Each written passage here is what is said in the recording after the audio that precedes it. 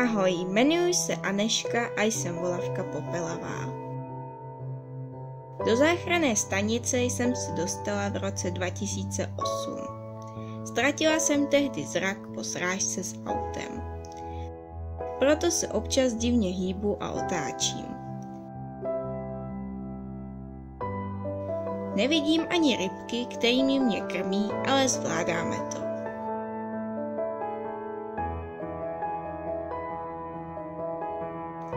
Protože nejsem agresivní, byla jsem svého času hvězdou programu pro školy. Dneska si už většinou užívám zaslouženého klidu.